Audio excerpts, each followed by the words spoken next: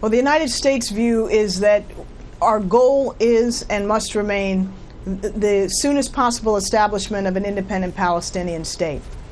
And we looked at the resolution in the light of whether it would advance that goal or harden positions and set it back. As I said today in the Security Council, and as President Obama has said on many occasions, the United States strongly opposes continued Israeli settlement activity. So our objection was not on that point. On that point, we were united with the rest of the Council.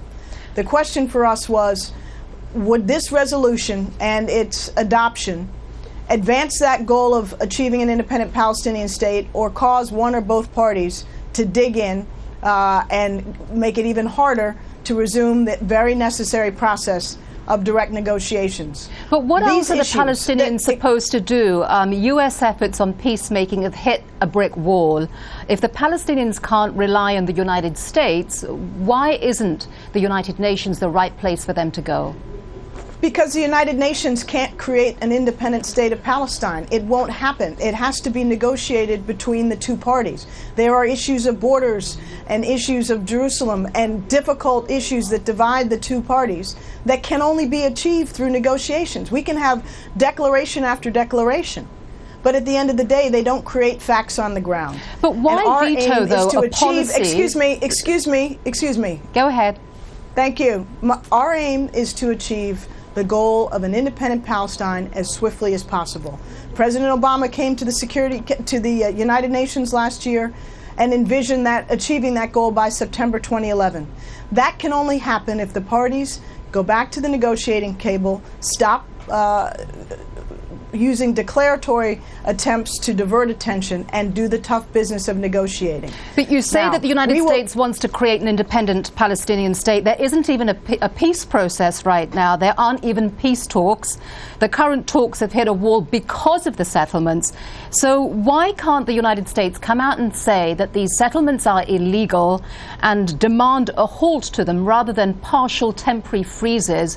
And then perhaps there might be a possibility of the two sides getting around the table and having an honest discussion with the United States as an honest broker.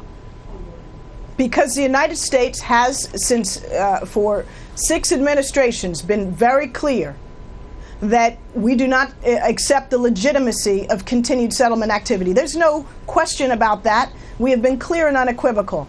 But the question is, if you simply try to make declaratory statements, will that lead to the halt of settlement activity? No. In fact, it might even encourage increased settlement activity.